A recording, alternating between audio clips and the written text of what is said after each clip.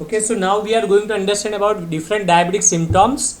Okay, and what is the effect of diabetes on protein, that we are going to see that. Okay.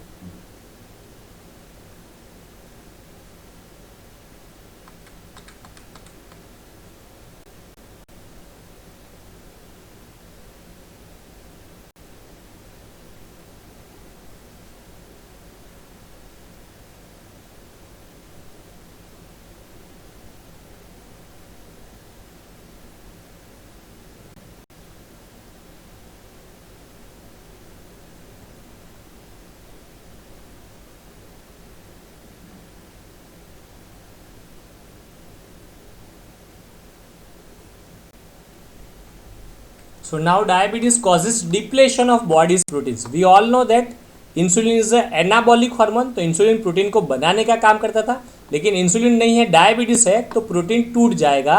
So depletion of body's protein that produces what, अगर protein खाली हो जाएगा तो weight loss होगा. So rapid weight loss and asthenia, मतलब lack of energy, because proteins gives you mainly energy and strength. अगर protein चला गया तो एनर्जी नहीं फीलिंग होगी और एस्थेनिया आएगा. ओके, सो कंसेप्ट क्या आएगा? Failure to use glucose for energy leads to utilisation and decrease storage protein as well as fat. क्योंकि आप ग्लूकोज नहीं यूज कर रहे तो आप फैट यूज करोगे, इसके बाद में फैट भी खाली हो रहा है तो बाद में प्रोटीन को भी यूज करना पड़ेगा. So negative nitrogen balance occur, क्योंकि प्रोटीन यूज हो रहा है, that causes rapid weight loss and asthenia, that means lack of energy despite eating a large amounts of food, polyphagia. क्योंकि लार्ज अमाउंट्स ऑफ फूड ले रहे हो, polyphagia है, लेकिन ये जो ग्लूकोज आपको दे रहा है वो ओनली ब्लड में ही दे रहा है. आप लार्ज अमाउंट में मान लो कमा रहे हो, आपकी इनकम बहुत ही हाई है, लेकिन आपको अच्छे से सेव करना नहीं आ रहा, तो आप बिल्कुल भी पैसे नहीं बचा पाओगे. सेम वे आप डाइट ले रहे हो, पॉलीफेजिया हाई अमाउंट में आप मिल ले रहे हो, आपके पास सारे न्यूट्रिएंट्स है, सब कुछ है, लेकिन आपके पास इंसुलिन नहीं है, तो उसको सभी चीज़ को आप अच्छे से स्टोर नहीं कर पाओगे.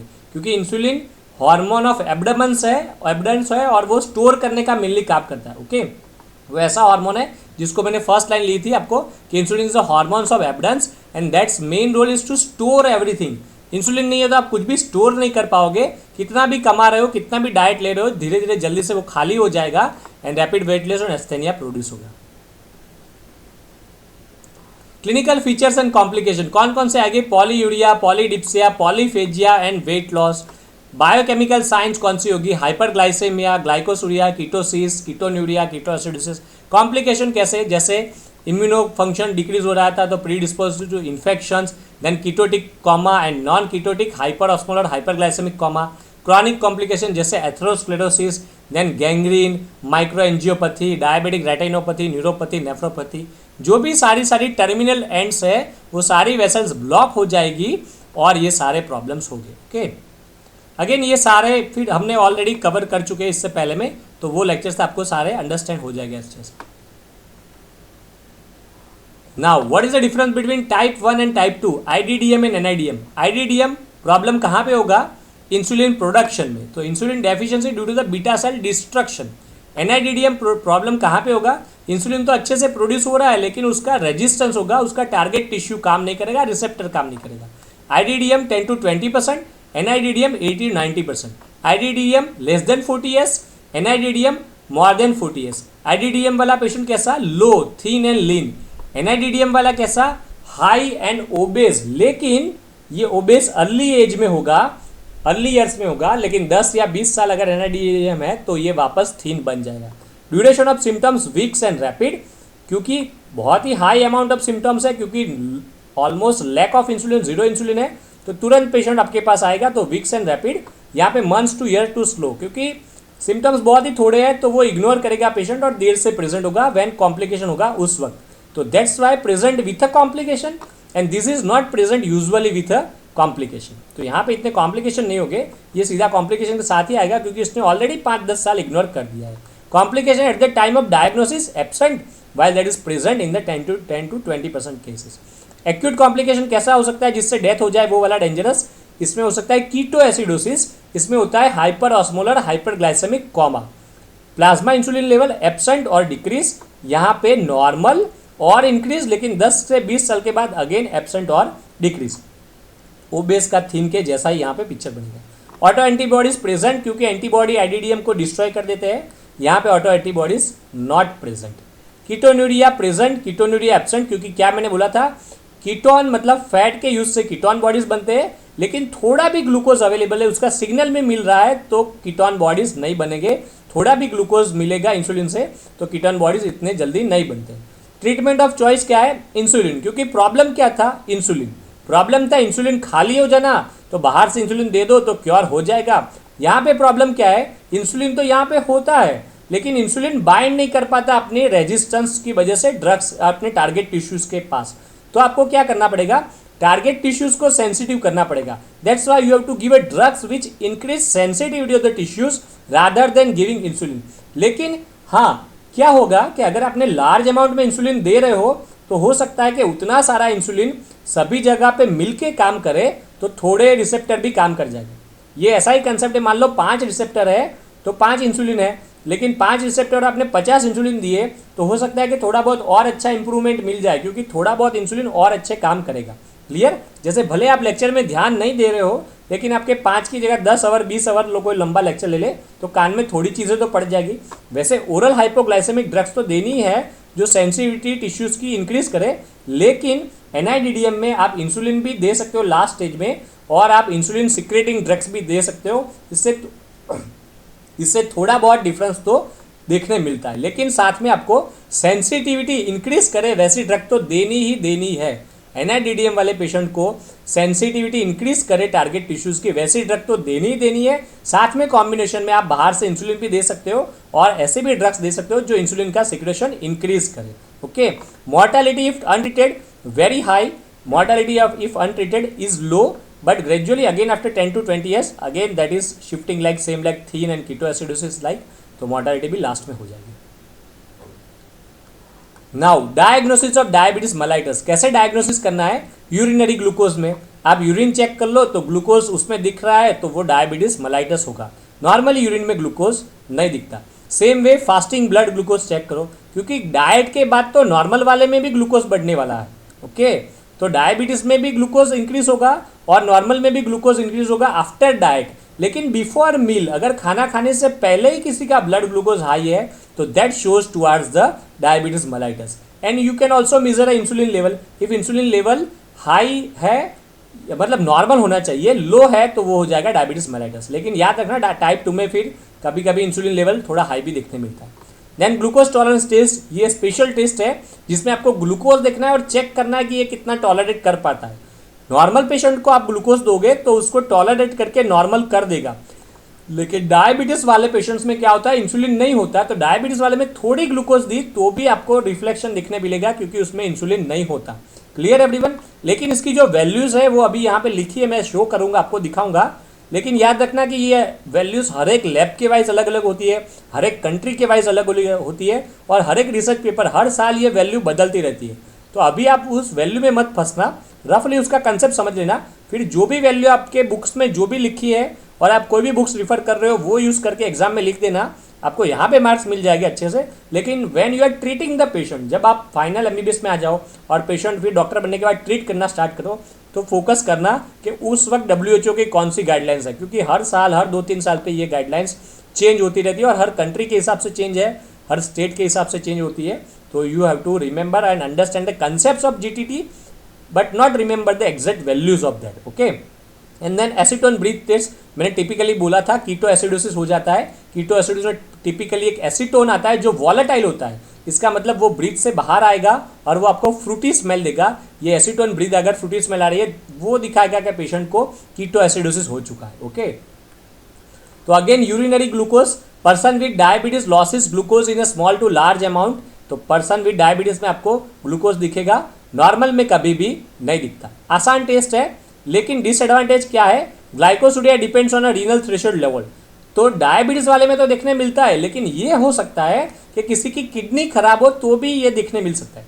मान लो किसी को डायबिटीज नहीं है लेकिन किडनी डैमेज है तो भी ग्लूकोज दिख सकता है आपको यूरिन में, तो उस कंडीशन को फिर आपको चेक करना पड़ेगा कि क्या प्रॉब्लम है और उसको डिफ्रेंशिएट करना पड़ेगा। Hence chances of both false positive and false negative, तो ये फॉल्स पॉजिटिव और नेगेटिव भी आ सकती है।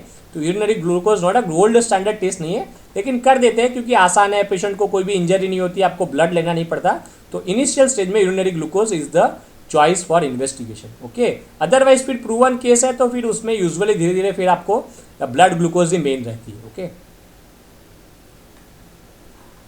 Then urine examination for ketone bodies. आप यूरिन एग्जामिनेशन कीटोन बॉडीज में देख करो तो कीटोन बॉडीज कब आपको देखने मिलेगी? If you are not using a glucose, if you are not using a glucose and you are using a fat, then you can see ketone bodies in the urine. इसका मतलब आप glucose को use नहीं करते और fat को use करते हो तो आपको कीटोन बॉडीज दिखने मिलेगा। अभी दो पिक्चर हो सकता है, एक तो हो सकता है कि आपके पास ग्लूकोज हो ही नहीं तो भी आप ग्लूकोज यूज नहीं करोगे, और दूसरे केस में हो सकता है कि आपको डायबिटीज है और आप ग्लूकोज यूज नहीं कर पा रहे हो क्योंकि इंसुलिन नहीं है। तो दोनों कंडीशन में कीटोन बॉडी दिखने मिलेगी। तो पहली कंडीशन है फास्टिंग या स्टारवेशन। फास्टिंग और स्टारवेशन में क्या है कि आप डाइट में ग्लूकोज ही नहीं ले रहे हो, तो दैट्स वाई आपको कीटोन बॉडीज आ रहे हैं। और डायबिटीज में क्या है, आप ग्लूकोज तो ले रहे हो लेकिन इंसुलिन नहीं है तो आप ग्लूकोज को यूज नहीं कर पा रहे हो, दैट्स वाई कीटोन बॉडीज आ रहे हैं। तो अगेन यूरिन में कीटोन बॉडीज आ रहे हैं तो ये मान के मत चलना कि डायबिटीज हो, आपको डिफ्रेंशिएट करना पड़ेगा, फास्टिंग या स्टारवेशन तो नहीं है।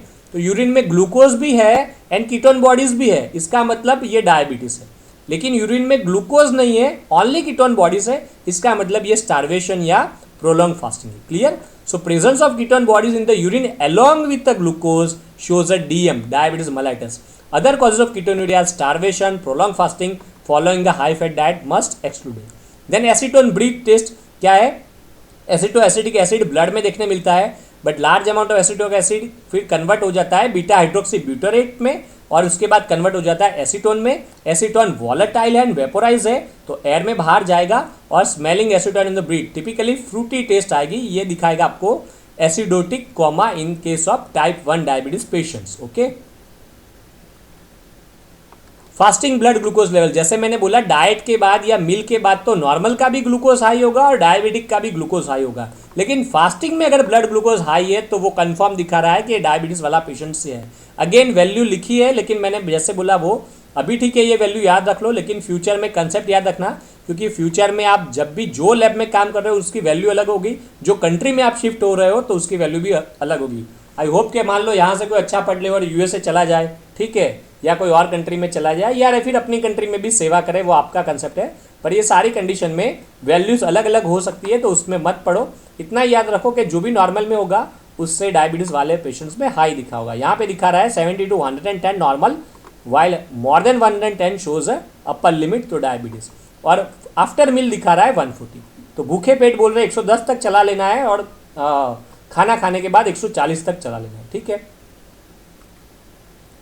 देन इंसुलिन लेवल भी आप मेजर कर सकते हो। इंसुलिन लेवल वेरी लो और अनडिटेक्टेबल होगा टाइप 1 डायबिटीज में, वाइल टाइप 2 डायबिटीज में ये इनिशियल स्टेज में नॉर्मल हो सकता है, इसके बाद के स्टेज में हाई भी हो सकता है, लेकिन 10 और 20 साल के बाद ये लो भी हो सकता है। Okay, so type 2 diabetes plasma insulin concentration may be several time higher than the normal, usually increase to increase extent after injection of a standard glucose load during a glucose tolerance test. Okay, again glucose tolerance test, इसमें क्या करना होगा, आपको patient को glucose देना पड़ेगा और उसके बाद में आपको देखना है वो कितना टॉलरेट कर पाता है। लेकिन ये सारे जो नंबर्स है उसमें फंसने की जरूरत नहीं है। अगेन मैं आपको बोल रहा हूँ, ये आपको बायोकेम में चलाया होगा पूरे डिटेल में, तो आप वहीं से समझ लो, वही बेटर रहेगा, क्योंकि फिजियोलॉजी में ये कंसेप्ट लेना है, अदरवाइज वो कंसेप्ट आपको ऑलरेडी कवर हो चुका है सारी मैकेनिज्म में, क्योंकि सारे नंबर्स हर बार चेंज होते रहते हैं और ये आपको बायोकेम वाले अच्छे बता सकते हैं, क्योंकि ये लैब वाइज प्रोटोकॉल अलग अलग होता है। हो सकता है कि जूनागढ़ का प्रोटोकॉल अलग हो सकता है कि पाटन का प्रोटोकॉल अलग हो सकता है कि कोई WHO का प्रोटोकॉल अलग अलग फॉलो करे। ओके, तो कंसेप्ट भी लेवल भी अलग अलग होता है। कंसेप्ट यही है कि पहले कुछ दिन तक उसको have a normal carbohydrate diet, patient is advise to have a normal carbohydrate diet after 3 days prior to test. इसके बाद अर्ली मॉर्निंग में सैंपल लेना होता है, तो early morning and after overnight fasting sample of blood and urine taken. तो early morning में रात में कुछ भी नहीं खाना, बाद में एक सैंपल लेना है। अगर वही सैंपल में हाई ग्लूकोज है तो फिर ये टेस्ट करने की जरूरत नहीं है, वो कंफर्म डायबिटीज होगा। लेकिन वहाँ पे अगर नॉर्मल ग्लूकोज आ रहा है, बाद में आपको 75 ग्राम ग्लूकोज देना है dissolve in 300 ml of water given orally. फिर खाना खाने के बाद हाफ आवर्स पे आपको ये सैंपल लेने हैं। Blood and urine samples are collected every half an hour for 2.5 to 3 hours। तो खाना खाने के एवरी हाफ आवर बाद आपको सैंपल लेने हैं और आपको एक चार्ट ड्रॉ करना है। ओके, तो वो चार्ट में देख सकते हैं वैसा। तो यही याद रखो कि नॉर्मल वाला का भी ग्लूकोज बढ़ता है आफ्टर डाइट, लेकिन वो ग्लूकोज 2 hours में नॉर्मल आ जाता है।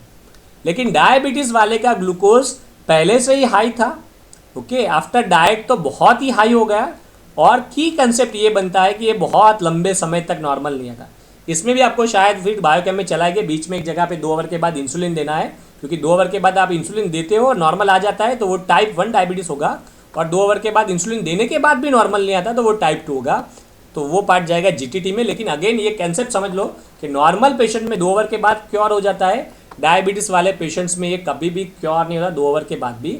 लेकिन इंसुलिन देने से क्योर हो जाएगा तो वो टाइप 1 होगा, इंसुलिन देने के बाद भी क्योर नहीं होगा तो वो टाइप 2 होगा। लेकिन अगेन मैं बोल रहा हूँ जीटीटी आजकल के ज़माने में इतना ज़्यादा कोई नहीं करता। आजकल बस रैंडम ब्लड शुगर होता है, मतलब एफबीएस होता है, आरबीएस होता है, मतलब भूखे पेट का शुगर चेक करते हैं, इसके बाद खाना खाने बाद का शुगर चेक कर लेते हैं ब्लड का। तो सीधा ब्लड का लेना है भूखे पेट का, और खाना खाने के 2 आवर्स बाद वाला, ऐसा हाफ आवर्स कोई नहीं करता। और बाद में वो HbA1c पे ही फोकस करता है, क्योंकि पेशेंट बहुत ही माल इंजरिंग करता होता है। तो बाद में मेन फोकस आजकल HbA1c, RBS, FBS and PPBS पे रहता है रादर देन जीटीटी। लेकिन याद रखो आईएमपी है, और बायोकेम में शायद बहुत आईएमपी होगा, तो वहाँ पे आपको बेटर नंबर मिल जाएगी। ओके, इंटरप्रिटेशन जीटीटी अगेन ये लेवल में मैं नहीं पढ़ रहा, क्योंकि हर एक जगह पे अलग अलग हो सकते हैं। Okay, treatment of diabetes mellitus, कौन कौन सी ट्रीटमेंट है, अभी आपके लेवल पे पूरा डिटेल में नहीं समझोगे तो भी चलेगा, लेकिन हम आईएमपी और की कंसेप्ट ले लेंगे, लेकिन फ्यूचर में फिर पढ़ लेना। गोल्स ऑफ ट्रीटमेंट क्या होने चाहिए, to maintain a blood glucose to normal level, ये आपका गोल होना चाहिए। Then to maintain a ideal body weight, then to keep the patient symptom free and prevent complication, तो सिम्टम्स नहीं होने देना, कॉम्प्लिकेशंस को क्योर करना है, बॉडी वेट मेंटेन करना है, ग्लूकोज लेवल को नॉर्मल रखना है। टाइप 1 डायबिटीज मेलाइटस में क्या है, insulin is available in several form, क्योंकि टाइप 1 में इंसुलिन जीरो होता है या लैक होता है तो आपको इंसुलिन ही देना पड़ेगा। टाइप 1 में कोई भी थेरापी नहीं चलेगी, टाइप 1 में only therapy is to insulin. Okay okay, तो टाइप 1 वाले पेशेंट्स में क्योंकि इंसुलिन खाली है तो इंसुलिन ही सॉल्व करेगा, तो सीधा आपको इंसुलिन दे देना है। रेगुलर इंसुलिन होता है, फिर आइसोफॉर्म इंसुलिन, अलग अलग इंसुलिन होते हैं, वो फाइनल एमबीबीएस में चलेंगे। तो you have to prescribe regular insulin like a short action होगी उसकी, 3 to 8 आवर्स में काम करेगा। Okay, and long acting insulin भी होता है, एक डोज दे दिया तो 12 आवर्स तक भी चलता है, 10 to 48 hour, like other forms of insulin acts very long, 10 to 48 hour, ये 3 to 8 आवर्स। तो यहाँ पे फिर जैसा प्रॉब्लम, जैसे मान लो किसी को डाइट के बाद ही ग्लूकोज बढ़ रहा है तो आप रेगुलर इंसुलिन दे दो डाइट के बाद, लेकिन किसी को फिर 24 आवर्स ग्लूकोज हाई रह रहा है तो आपको अदर फॉर्म ऑफ इंसुलिन देना पड़ेगा। तो ये सब आपको फाइनल एमबीबीएस में क्लियरली चलेगा। ओके, नाउ इंसुलिन डोजेज भी अगेन फाइनल एमबीबीएस में अकॉर्डिंग टू कंडीशन आपको मेजर करना पड़ेगा। किसी को डाइट के बाद इंक्रीज हो रहा है तो अलग डोज दे दो, ओके, 2 बार डोज दो। किसी को होल डे चल रहा है तो लॉन्ग एक्टिंग इंसुलिन 1 बार दे दो। तो अकॉर्डिंग टू आपको होल डे का उसका ग्लूकोज चेक करना पड़ेगा, 3-4 आवर पे ग्लूकोज, और फिर उस हिसाब से आपको सेट करके इंसुलिन का डोजेज सेट करना पड़ेगा। ये ट्रायल एंड एरर होता है, कोई भी पेशेंट में ऐसा नहीं है कोई भी रूल कि हाँ इतना इंसुलिन दे दो, कभी कभी 10 यूनिट देना पड़ता है, कभी कभी 15 यूनिट, ये ट्रायल एंड एरर है। एक बार थोड़ा दो, फिर अच्छा नहीं हो रहा तो थोड़ा और चेंज करो, according to that you have to set this doses. Then आएगा आपका type 2 diabetes mellitus. Okay, type 2 में बहुत सारी ट्रीटमेंट है, क्योंकि टाइप 2 में क्या होता है, इंसुलिन तो होता है लेकिन रेजिस्टेंस का प्रॉब्लम है। तो टाइप 2 में आप डाइट एंड एक्सरसाइज बोल सकते हो, क्योंकि डाइट एंड एक्सरसाइज से क्या होगा, पेशेंट इंसुलिन के बगैर भी ग्लूकोज यूज कर पाएगा, क्योंकि हमने देखा है working skeletal muscle uses glucose independent of insulin. तो उसकी वजह से एक्सरसाइज से क्या होगा, वो ग्लूकोज यूज कर पाएगा और उसको अच्छी ट्रीटमेंट मिल जाएगी। सेम वे डाइट से क्या होगा, डाइट में ग्लूकोज ही वो लेस लेगा तो भी आपको फिर ग्लूकोज मैनेज करने का प्रॉब्लम ही नहीं आएगा। तो diet and exercise are usually recommended in attempt to induce weight loss and to reverse the insulin resistance.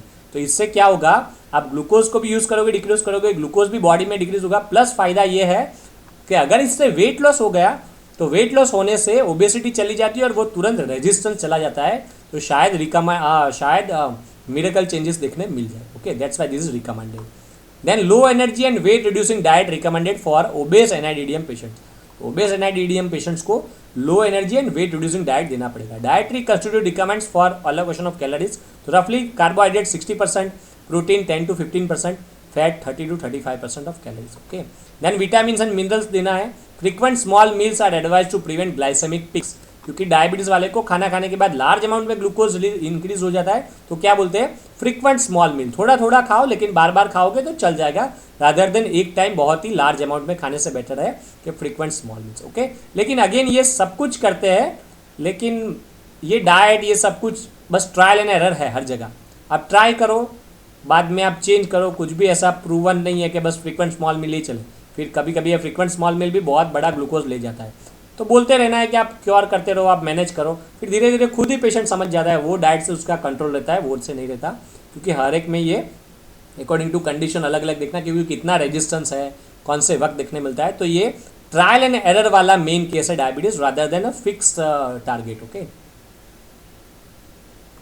इसके बाद दवा आएगी जिसको बोलेंगे हम ओरल हाइपोग्लाइसेमिक एजेंट। ओरल है तो ड्रग्स की तरह टैबलेट के फॉर्म में लेने हैं, और ये ग्लूकोज को डिक्रीज करने का काम करेगी। तो पहले आपको ये याद रखना है, सल्फोनाइल यूरिया, ये मैंने चलाया था मैकेनिज्म ऑफ इंसुलिन सिक्रेशन के वक्त। सल्फोनाइल यूरिया में क्या आंसर आते हैं, ग्लाइबेनकामाइड एंड ग्लाइपिसाइड क्या करते हैं, एडिशनल रिलीज ऑफ इंसुलिन। क्या दिखाया था मैंने पिक्चर में, मैं अगेन शो करता हूँ वो वाला, ये पोटेशियम चैनल थी जो आपकी थी एटीपी सेंसिटिव पोटेशियम चैनल, उसको क्लोज करने का काम करते हैं।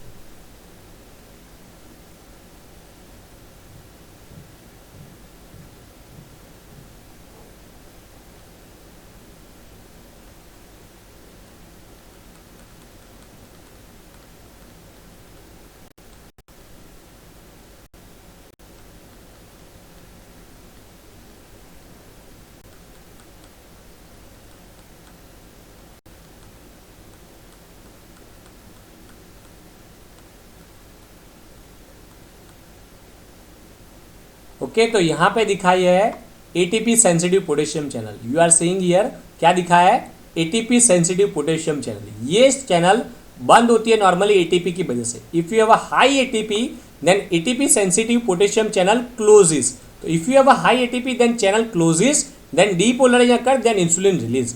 लेकिन यहाँ पे क्या कोई और चीज़ है एटीपी के अलावा जो चैनल को क्लोज कर दे, तो वो है sulfonyl urea drugs. Sulfonyl urea drugs typically glibenclamide and glipizide ये पोटेशियम चैनल को क्लोज कर देती है। नॉर्मली ये एटीपी से क्लोज होती है, लेकिन एटीपी नहीं है तो भी ये डायरेक्ट ड्रग इसको क्लोज कर देगी। तो एटीपी भी क्लोज करेंगे, वो ड्रग भी इसको क्लोज करेगी, तो दोनों मिलके लार्ज अमाउंट में इंसुलिन सिक्रेट करेंगे। तो इसको हम बोलेंगे additional insulin secretion, and this is a insulin secreting agent. Okay, तो ये काम करेगी टाइप 2 में। लेकिन आप देखो टाइप 2 में तो इंसुलिन होता ही है, प्रॉब्लम क्या है, आपका प्रॉब्लम है मेनली रिसेप्टर का। तो ये चलेगा, लेकिन मेनली आपको कोई ऐसी दवा देनी पड़ेगी कि जो ये रिसेप्टर पे काम करे। अभी आप देखो यहाँ पे क्या दिखा है, इंसुलिन रिसेप्टर दिखा है, तो आपको इंसुलिन रिसेप्टर की सेंसिटिविटी चेंज करनी पड़ेगी। तो आपको साथ में एक और दवा देनी पड़ेगी जो आपके इंसुलिन रिसेप्टर की सेंसिटिविटी चेंज कर दे। अगर दोनों साथ में दिया है तो ही आपको वंडरफुल रिस्पॉन्स देखने मिलेगा। तो is there any drug which changes the sensitivity of insulin receptor? तो आंसर आएगा yes, there is a drug. इसको बोलते हैं मेटफॉर्मिन एंड फैनफॉर्मिन। तो आप देखना टिपिकली आपके पेरेंट्स को कोई दवा चलती हो तो वो मेनली आपको कॉम्बिनेशन में देखने मिलेगी, दो दवा साथ में चलती होगी। उसमें होगा टिपिकली आती है ग्लाइबेनक्लामाइड MF करके आती है, तो उसमें ग्लाइबेनक्लामाइड भी होते हैं और मेटफॉर्मिन होती है। तो मेटफॉर्मिन एंड फैनफॉर्मिन क्या करती है, इंसुलिन रिसेप्टर की सेंसिटिविटी बढ़ाती है, दैट इज अ मस्ट। और साथ में आपने सल्फोनाइल यूरिया दिया है ग्लाइबेनक्लामाइड, तो वो इंसुलिन को रिलीज को भी इंक्रीज करेगी और दोनों मिलके अच्छा काम करेंगे। मैंने टिपिकली आपको समझाया वैसे ही। मान लो आप क्लास में आ रहे हो, ध्यान नहीं दे रहे हो, वो इंसुलिन रिसेप्टर के जैसा प्रॉब्लम है। लेकिन आप ध्यान ना दो, लेकिन बहुत ही लंबा लेक्चर चले जैसे आज चला इंसुलिन वाला, तो इतने लंबे में आपको कुछ ना कुछ तो कान में पड़ जाएगा। तो सेम वे अगर इंसुलिन हाई सिक्रेट हो रहा है तो थोड़ा बहुत रिजल्ट देखने मिलता है। तो हाइपोग्लाइसेमिक एजेंट में सल्फोनाइल यूरिया भी थोड़ा रिस्पॉन्स देता है, लेकिन मेन आपको साथ में मेटफॉर्मिन और फैनफॉर्मिन देनी है, तो आपको मिरेकल रिस्पॉन्स देखने मिलेगा। ओके,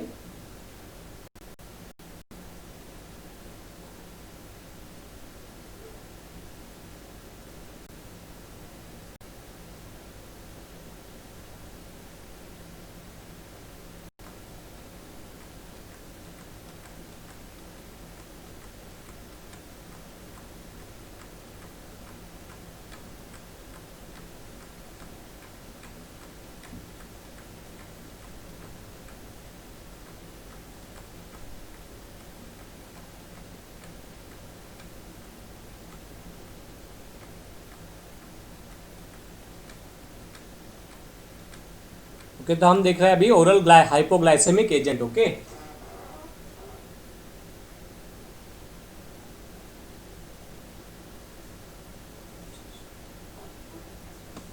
तो दीज आर द ड्रग। हमने पहली कौन सी देखी, एडिशनल रिलीज इंसुलिन, उसमें आ रही है सल्फोनाइल यूरिया। तो आप देखो drugs that causes additional release of insulin by the pancreas such as sulfonylurea, glibenclamide and glipizide. Same way drugs that increase insulin sensitivity, उसमें आ रही है metformin and fenformin, जिसको बोलते हैं बाइग्वानाइड्स. क्या बोलते हैं टिपिकली?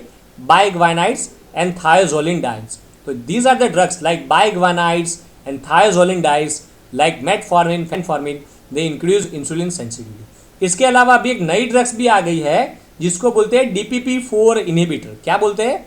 DPP4 inhibitor. इसका मतलब है डाइपेप्टाइड पेप्टिडेज 4 इनहिबिटर. वो अभी अलग से ट्रिकी वन है, उसको अभी लास्ट में समझते टाइप बचते थे, क्योंकि अभी बुक में नहीं है. DPP4 मैं आपको समझा दूँ, फाइनल बेस में आएगी.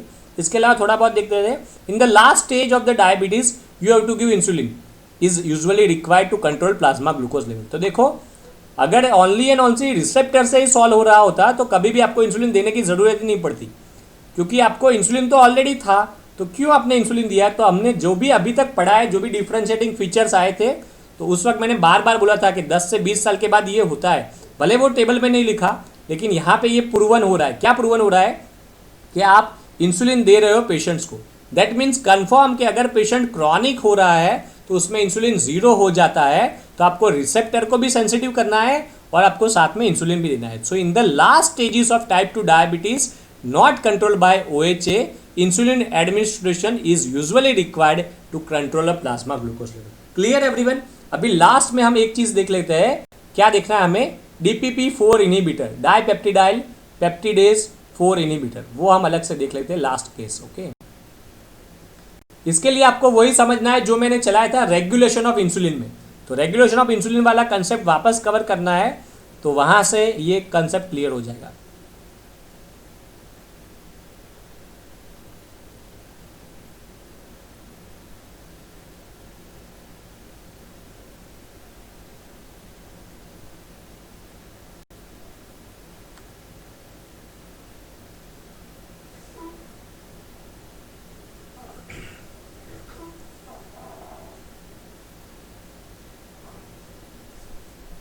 ओके, तो ये पिक्चर आप देख सकते हो. यहाँ पे मेंशन है factors which increase insulin secretion and the factor which decrease insulin secretion. ये मैंने कवर किया था आपको रेगुलेशन ऑफ इंसुलिन सिक्रेशन में. ओके, तो वापस रिवाइज भी कर सकते हो, मैं यहाँ पे समझा रहा हूँ. इसमें एक फैक्टर आता है चौथे नंबर वाला, आप देखो इंक्रीज इंसुलिन सिक्रेशन में चौथे नंबर वाला कौन से हार्मोन है? Gastro intestinal hormones. Gastro intestinal hormones का मतलब क्या है? Gastrin, cholecystokinin, secretin, gastric inhibitory peptide. ये हार्मोन को आप क्या समझते हो? ये हार्मोन का नाम है insulinotropic hormone. What do understand by insulinotropic hormone? इसका मतलब ये हार्मोन आपके इंसुलिन बॉडी में लार्ज अमाउंट में रिलीज करेंगे. तो ये हार्मोन्स बॉडी में लार्ज अमाउंट में इंसुलिन को रिलीज करते हैं, तो इसको बोलते हैं इंसुलिनोट्रॉफिक हार्मोन. अभी आपको नॉर्मली समझना है. नॉर्मली आप खाना खाते हो तो आफ्टर मील बॉडी का ग्लूकोज बढ़ता है, एंड बॉडी का ग्लूकोज बढ़ता है, उसकी वजह से इंसुलिन रिलीज होता है. क्लियर सबको? आफ्टर मील बॉडी का ग्लूकोज बढ़ता है और बॉडी का ग्लूकोज बढ़ने की वजह से इंसुलिन रिलीज होता है. लेकिन whenever you are eating, अगर आप खाना खा रहे हो उस दौरान अगर आपका स्टमक स्ट्रेच हो रहा है, तो बॉडी को ऑलरेडी समझ में आ जाता है कि स्टमक स्ट्रेच हो चुका है, इसका मतलब इसने खाना खा चुका है, इसके थोड़ी देर के बाद ग्लूकोज बढ़ने वाला है, और थोड़ी देर के बाद ग्लूकोज बढ़ने से इंसुलिन को रिलीज होना ही है. तो बॉडी सोचती है कि अगर ये होने ही वाला है तो क्यों ना मैं एडवांस में ही इंसुलिन को जाके बोल दूं कि तू तैयार होके हो जाए. ओके, क्योंकि नॉर्मली आफ्टर मील क्या होता था? एब्जॉर्प्शन होता है, बाद में ग्लूकोज इंक्रीज होता है, बाद में इंसुलिन रिलीज होता है. लेकिन few hormones like gastrointestinal hormones क्या करते हैं? एडवांस में ही इंसुलिन को बोल देते हैं कि हाँ स्टमक स्ट्रेच हो चुका है, हम आ चुके हैं, हमें पता है कि हम इसलिए आए हैं कि पेशेंट्स ने डाइट ले चुका है, मील ले चुका है, तो आपको बाद में आना ही है. इससे अच्छा आप रेडी हो जाओ और आने के लिए मैं आपको सिग्नल भेज देता हूँ, तुरंत आ जाना. तो gastrin, cholecystokinin, secretin, gastric inhibitory peptide meal के बाद आते हैं और वो तुरंत साथ में सिग्नल इंसुलिन को भेज देते हैं, तो इसको बोलते हैं इंसुलिनोट्रॉपिक हार्मोन. क्लियर है एवरीवन?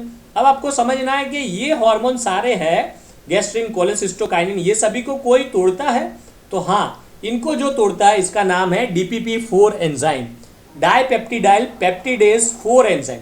तो DPP4 एंजाइम, डाइपेप्टिडाइल पेप्टिडेज 4 एंजाइम, ये हार्मोन्स को तोड़ने का काम करता है। तो जैसे ही ये हॉर्मोन्स का काम फिनिश हो जाएगा, ये हॉर्मोन्स को DPP-4 तोड़ देगा और उसकी वजह से क्या होगा कि ये हार्मोन की वैल्यू लेस हो जाएगी। Okay, clear everyone. अब अगर क्या होगा, आपने ऐसी कोई दवा दे दी DPP-4 इनहिबिटर्स वाली, अगर आपने DPP-4 इनहिबिटर्स ड्रग्स दे दी तो क्या होगा, ये हार्मोन्स कभी टूटेंगे ही नहीं। तो gastrin, cholecystokinin, secretin, gastric inhibitory peptide इतना जल्दी ब्लड में से रिमूव नहीं होंगे क्योंकि आपने DPP-4 इनहिबिटर दवा दे दी है। तो अगर ये हार्मोन्स लंबे समय तक रहेंगे तो ये और अच्छे से इंसुलिन को जाके बोलेंगे कि आप रिलीज हो जाओ। क्लियर। नॉर्मली ये हार्मोन्स इंसुलिन को बोलते हैं आफ्टर मील कि आप रिलीज हो जाओ even before glucose level increase, ताकि इंसुलिन प्रिपेयर्ड रहे। लेकिन इसको तोड़ देते हैं DPP-4 एंजाइम। अगर आपने DPP-4 इनहिबिटर दे दी है तो ये हार्मोन्स टूटेंगे नहीं और ये हार्मोन्स बहुत ही अच्छे से इंसुलिन को बोल पाएंगे कि आपको सिक्रेट होना है। क्योंकि डायबिटीज वाले पेशेंट में क्या होगा, आपको बहुत ही लार्ज अमाउंट में इंसुलिन को जाके बोलना पड़ेगा कि तुम सिक्रेट हो, तभी प्रॉब्लम सॉल्व होने वाला। तो you want this hormone to remain long live. अगर ये यहाँ पे लॉन्ग लिव रह रहे हैं तो ही ये इंसुलिन को जाके अच्छे से सिक्रेट कर पाएंगे। ओके, तो इनका लॉन्ग लिविंग के लिए आपको DPP-4 को इनहिबिट कर देना पड़ेगा। क्लियर। तो if you give a drugs which is known as DPP-4 inhibitors, तो ये हार्मोन अपना काम बहुत ही अच्छे से करेंगे और इंसुलिन को सिक्रेट करेंगे और ग्लूकोज को नॉर्मल करके देंगे। क्लियर। अब कंसेप्ट क्या बनता है कि अरे आपके पास वो ड्रग तो थी, सल्फोनाइलयूरिया वाली ड्रग थी, ग्लाइबेन का फिर ग्लाइपिजाइड, मेटफॉर्मिन, फेनफॉर्मिन, थायोजोलिडाइंस, तो फिर क्या जरूरत पड़ी कि ये अलग से नई दवा ढूंढने की? क्या इसका कोई अलग एडवांटेज है? तो आंसर आएगा हाँ। ये बहुत ही क्रेडिट कंसेप्ट है। इसका क्या एडवांटेज है वो अभी हमें समझना है। तो इसका एडवांटेज ये वाला है कि नॉर्मली क्या होता है, नॉर्मली डायबिटीज़ वाला पेशेंट्स खाना खाता है और कभी कभी नहीं खाता। क्योंकि इंडिया में देखो कितने सारे त्यौहार रहते हैं, फास्टिंग करना रूटीन है सारे धर्म में। मान लो हिंदू है या मुसलमान है, रमजान है या श्रावण मास है, सभी में हमारे में फास्ट करना मैंडेटरी क्राइटेरिया है। तो ये पेशेंट्स को क्या होता है, वो दवा खा लेता है, वो ड्रग्स खा लेता है कि जो ग्लूकोज डिक्रीज कर दे ऐसी। तो उसने दवा खा ली पर खाना नहीं खाया, तो क्या होगा, उसने दवा ले ली है, ड्रग्स ले लिए, पर वो लंच नहीं ले रहा या डिनर नहीं ले रहा, तो क्या होगा, दिक्कत आएगी कि ग्लूकोज ड्रामेटिकली डिक्रीज हो जाएगा और हाइपोग्लाइसेमिया हो जाएगा। क्लियर। क्योंकि नॉर्मली लंच के बाद उसका ग्लूकोज इंक्रीज होता था और दवा उस ग्लूकोज को नॉर्मल कर देती थी। तो दवा डिक्रीज करती थी और मील उसको इंक्रीज करता था, तो दोनों कंपेंसेट हो जाते थे। आफ्टर मील ग्लूकोज इंक्रीज होता था और ड्रग से वो डिक्रीज होता था, तो दोनों कंपेंसेट करके ग्लूकोज को नॉर्मल रखती थी। अब इस केस में क्या हुआ, ड्रग्स तो उसने ली है लेकिन वो मील स्किप कर रहा है बिकॉज ऑफ फास्टिंग, या कोई सडनली उसको काम आ गया, कोई ड्यूटी आ गई, तो वो लंच अपना मील स्किप कर रहा है। तो इस कंडीशन में ड्रग्स की वजह से ग्लूकोज डिक्रीज होगा लेकिन मील ग्लूकोज को इंक्रीज नहीं करने वाली, तो ड्रामेटिक ग्लूकोज डिक्रीज हो जाएगा और पेशेंट चला जाएगा हाइपोग्लाइसेमिया में। और मैंने पहले भी बोला है आपको मैग्नीशियम ऑक्सीजन हार्मोन में, अगर इंक्रीज ग्लूकोज हो रहा है तो वो लंबे समय के बाद डैमेज करेगा, वो डेंजरस नहीं है, लंबे समय के बाद प्रॉब्लम करने वाला है। लेकिन डिक्रीज ग्लूकोज बहुत ही डेंजरस है, वो एक्यूट पेशेंट्स को डैमेज कर सकता है, तो ये नहीं होने देना है। क्लियर। तो ये दिक्कत नॉर्मली आती है ड्रग्स लेने की वजह से।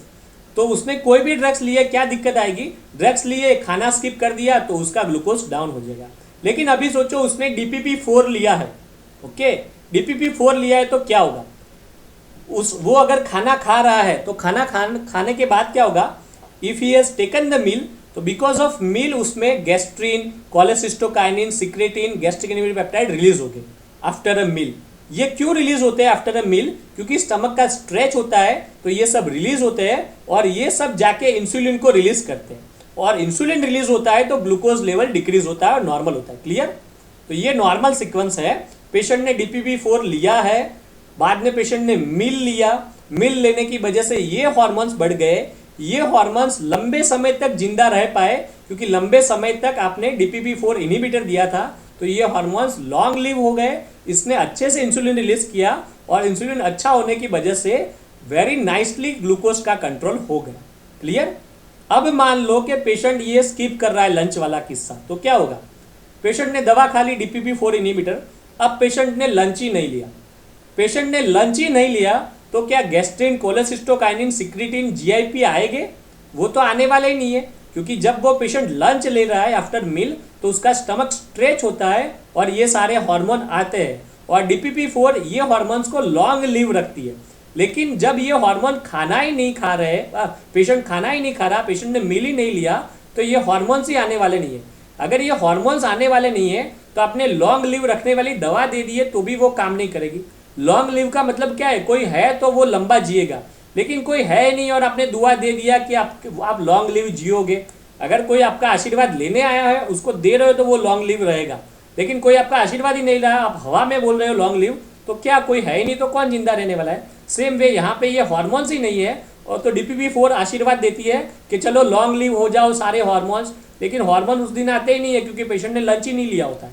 तो DPP-4 दुआ देगी तो भी ये हार्मोन्स नहीं होंगे तो उनको कुछ इफेक्ट नहीं पड़ेगी, तो इंसुलिन रिलीज ही नहीं होने वाला, और इंसुलिन रिलीज नहीं होगा तो ग्लूकोज डिक्रीज नहीं होने वाली। तो वही तो हमें चाहिए था, क्योंकि वो पेशेंट्स ने अपना लंच या मील या डिनर स्किप किया है, तो हम चाहते थे कि उसका ग्लूकोज डाउन ना हो, इंसुलिन नहीं आए। तो दैट्स वाई पेशेंट ने दवा खाई है तो भी उसने आशीर्वाद दिया है कि लॉन्ग लिव हो जाए ये चारों हार्मोन्स, लेकिन ये लॉन्ग लिव हो ही नहीं पाएंगे क्योंकि उस दिन ये हार्मोन्स होते ही नहीं है, क्योंकि ये हार्मोन्स आफ्टर मील ही आते हैं। दैट्स वाई ऐसे पेशेंट्स में इंसुलिन हाई अमाउंट में रिलीज ही नहीं होने वाला और उसका ग्लूकोज भी डिक्रीज होने वाला नहीं है। तो एक की एडवांटेज है, इसकी वजह से ये नई दवा ढूंढी है। कौन सी दवा? DPP-4 inhibitor. क्या एडवांटेज है? ये दवा खाई है तो पेशेंट खाना खाएगा तो ग्लूकोज नॉर्मल हो जाएगा, पेशेंट खाना नहीं खाएगा तो ग्लूकोज डिक्रीज नहीं होगा। क्लियर? तो ये योगा की जैसी थेरापी है। जैसा आप योगा करते हो तो वेट डिक्रीज होता है अगर आप ओबेस हो तो, लेकिन आप योगा करते हो तो वेट मेंटेन रहता है अगर आप ओबेस नहीं हो तो योगा ऐसा नहीं है कि वेट लॉस पतले लोगों का भी और वेट लॉस कर देगी, ऐसा नहीं है। योगा ओबेस का वेट डिक्रीज करती है लेकिन नॉर्मल का मेंटेन रखती है, जैसे एक्सरसाइज है, योगा है। तो very good thing. Same way DPP-4 भी ऐसी दवा है, पेशेंट खाना खा रहा है तो ग्लूकोज नॉर्मल कर देगा, पेशेंट खाना नहीं खा रहा है तो ग्लूकोज पहले से ही नॉर्मल है तो कोई प्रॉब्लम नहीं आएगा। तो that is the advantage of this drug DPP-4। I hope this is understand, और ये MCQ नीट में बहुत बार आएगी, और अगर आप ये एग्जाम में एलोबरेट कर रहे हो तो you are getting a very high marks. Okay.